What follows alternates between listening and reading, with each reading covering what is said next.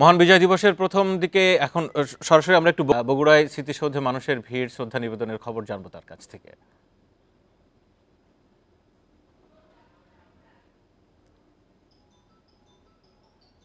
জজিব, একটু জানাবেন বগুড়ায় এখন কি অবস্থা, সেখানে এই মুহূর্তে কারা শ্রদ্ধা নিবেদন করছেন, বগুড়ার গুরুত্বপূর্ণ ব্যক্তি কারা এসেছেন সেখানে?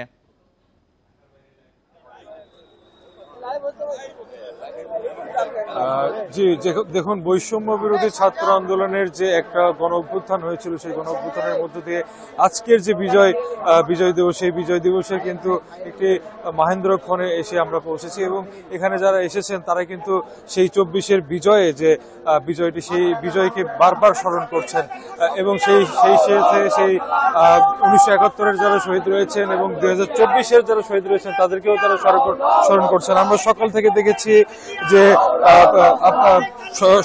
সকাল সূর্যোদয়ের সাথে সাথেই কিন্তু আপনি জানেন যে 31 অভ্যুত্থানের মাধ্যমে বিজয় দিবসের মাহেন্দ্রক্ষণ শুরু হয় এবং এরপরে আসলে প্রত্যেকটি সরকারি বেসরকারি দপ্তরে যে জাতীয় পতাকা উত্তোলন করে, সেই জাতীয় পতাকা উত্তোলনের পরে একদম প্রভাত ফেরির সাথে সাথে কিন্তু আপনার সূর্যোদয়ের সাথে সাথে কিন্তু আপনার এই মুক্তিযোদ্ধার যে ফুলবাড়ি যে শহীদ মিনার রয়েছে সেখানে কিন্তু তারা আসতে শুরু করেছেন এবং শুধু বগুড়া সদর নয়, বগুড়া সদর সহ জেলা উপজেলাগুলোতে কিন্তু জেলার প্রত্যেকটি উপজেলাতে কিন্তু আপনি এই সরকারি বেসরকারি কর্মকর্তা এবং বিএনপির যে অঙ্গ সংগঠন এবং অন্যান্য যে সামাজিক সংগঠনগুলো রয়েছে তারা কিন্তু এখানে পুষ্পস্তবক অর্পণ করছেন। তারা বারবার একই কথাই বলছেন, যেন আর কোনো ফ্যাসিবাদ কিংবা আর কোনো দোসর যাতে এই দেশে তৈরি হতে না পারে, সাধারণ মানুষ যাতে তাদের অধিকার থেকে বঞ্চিত না হয়, তাদের যে অধিকার রয়েছে সেই অধিকার যাতে তারা ফিরিয়ে পায় এবং নতুন করে সেই অধিকার যাতে তারা আর কোনোভাবেই ক্ষুণ্ণ হতে দেবেন না বলে তারা অঙ্গীকার করছেন। তো আজকে এই মুক্তির ফুলবাড়ি থেকে আমরা যতদূর দেখতে পাচ্ছি যে প্রচুর মানুষ কিন্তু এখানে সমাগম হয়েছেন। বিএনপি থেকে শুরু করে অন্যান্য যে সংগঠন রয়েছে তারা কিন্তু এসেছেন। তারা বলছেন যে আওয়ামী লীগ সহ আর কোনো অঙ্গ সংগঠন যাতে মানুষের অধিকার ক্ষুণ্ণ করতে না পারে, হরণ করতে না পারে, এটাই কিন্তু তারা ব্যক্ত করছেন। এখন আসলে সকাল থেকেই জেলা প্রশাসন, তারপরে পুলিশ প্রশাসন এবং জজিব, আপনি শুনতে পাচ্ছেন, সেটি হচ্ছে গত 15-16 বছরের যে বিজয় উদযাপন এবং এবারের বিজয় উদযাপন। আপনি বলছিলেন যে তাদের প্রত্যাশার ভিন্নতার কথা, কিন্তু সার্বিক উদযাপনের যে চেহারা, সাধারণ মানুষের আগ্রহ, সেই জায়গায় কি পরিবর্তন দেখতে পাচ্ছেন?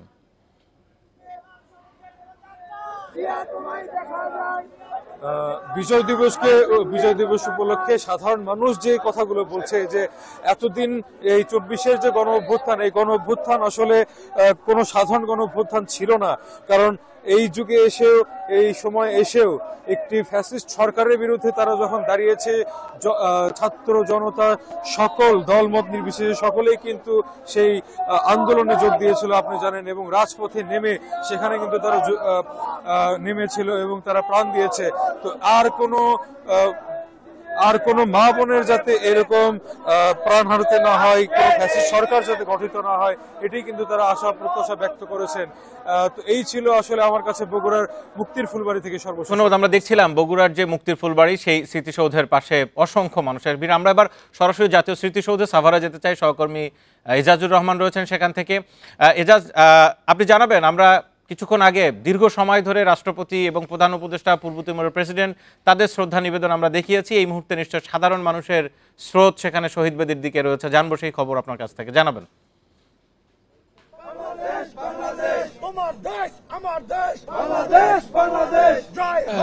রাষ্ট্রপতি এবং প্রধান উপদেষ্টার শ্রদ্ধা নিবেদনের পর এখানে সাধারণত যেটি হয় যে শ্রদ্ধা নিবেদনের জন্য সর্বসাধারণের জন্য মুক্ত করে দেওয়া হয় এবং তারই চিত্র আমরা দেখতে পাচ্ছি। বিভিন্ন সামাজিক রাজনৈতিক যে সংগঠনগুলো রয়েছে তারা একে একে আসছে এবং স্বাধীনতার 53 বছরে যে সকল বীর শহীদদের কল্যাণে স্বাধীন সার্বভৌম একটি দেশ আমরা পেয়েছি, সেই স্বাধীন সার্বভৌম দেশের সেই বীরদের প্রতি শ্রদ্ধা জানাতে একে একে ছুটে আসছেন সবাই। এবং এবং আপনি জানেন যে প্রতি বছর যেভাবে শ্রদ্ধা নিবেদনের জন্য হাজার হাজার মানুষের ঢল নামে সাভারে স্মৃতিসৌধে, সুতরাং আজকেও সেরকম চিত্র দেখতে পাচ্ছি। যদিও অন্যান্য বছরগুলোর তুলনায় কিন্তু আজকে একটি পরিবর্তিত প্রেক্ষাপটে সাধারণ মানুষ এখানে এসে জড়ো হচ্ছেন এবং সেই পরিবর্তিত প্রেক্ষাপটটি আপনি নিশ্চয়ই জানেন যে গত 3 মাস আগে যে বৈষম্য বিরোধী ছাত্র আন্দোলনের ব্যানারে যে আপামর জনসাধারণ যে ফ্যাসিবাদের বিরুদ্ধে প্রতিবাদ মুখর হয়েছিল, যে ফ্যাসিবাদী আচরণের কারণে শেখ হাসিনাকে এখান থেকে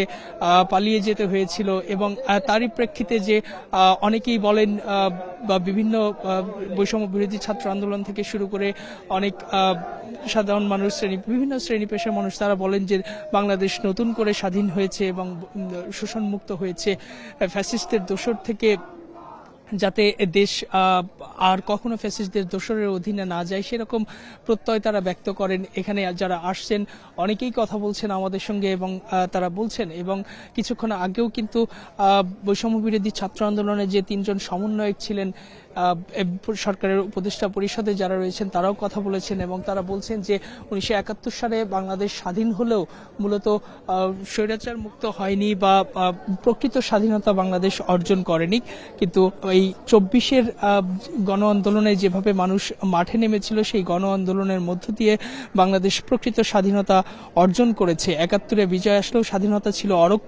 অরক্ষিত, এটা তাদের বক্তব্য ছিল এবং 24-এর বিজয়ের মধ্য দিয়ে স্বাধীনতা পূর্ণতা পেয়েছে। এটি নাহিদ ইসলাম তিনি কিছুক্ষণ আগে এই উক্তিটি করেছেন এবং সরকারের আরেক উপদেষ্টা আসিফ মাহমুদ বলছেন যে এবারে জাতিকে প্রকৃত বিজয় উদযাপনের সুযোগ করে দিয়েছে জুলাইয়ের শহীদরা।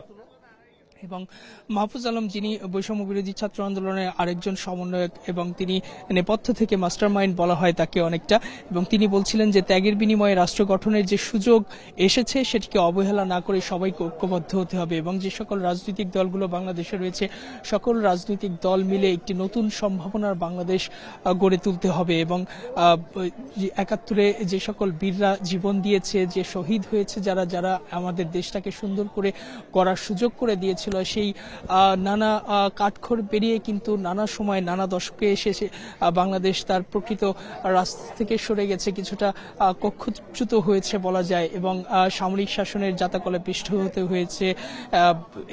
90-এর স্বৈরাচারী আন্দোলন হয়েছে, তারপরে একটি গণতান্ত্রিক অভিযাত্রা শুরু হলো, সেটিও ব্যাহত হয় 2007 সালে এসে এবং তারপরে কিন্তু আবারও 2008 সালে আওয়ামী লীগ সরকার গঠন করলেও 2014 সালের পর থেকে সেটি আসলে আদতে ফ্যাসিস্ট রূপ ধারণ করে। সুতরাং এই জায়গাগুলোতে ভবিষ্যতে আর কখনো যেন এরকম ছন্দপতন না হয়, একটা ধারাবাহিক সরকার যাতে গঠিত হয়, সেই ধারাবাহিক সরকারের মধ্য দিয়ে গণতান্ত্রিক চেতনার যাতে উন্মেষ থাকে, মানুষের মাঝে গণতান্ত্রিক চেতনার যে আকাঙ্ক্ষা সেটি যেন সবসময় জাগ্রত থাকে এবং গণতান্ত্রিক চরিত্র যাতে ঠিক থাকে, এই আকাঙ্ক্ষাগুলো তারা ব্যক্ত করছেন। এবং দেখতে পাচ্ছেন যে আমার সামনে লোক প্রশাসন প্রশিক্ষণ কেন্দ্র থেকে শুরু করে বিভিন্ন সরকারি বেসরকারি যে সকল সংস্থাগুলো রয়েছে, সরকারি বেসরকারি সংস্থা থেকে শুরু করে অনেকেই এখানে শ্রদ্ধা নিবেদন করছেন এবং দিনে দিন সময় যত গড়াবে মানুষের স্রোত কিন্তু এখানে এসে মিলিত হবে এবং সবার স্মৃতিসৌধে তারা সেই বীর শহীদদের প্রতি শ্রদ্ধা জানাবেন।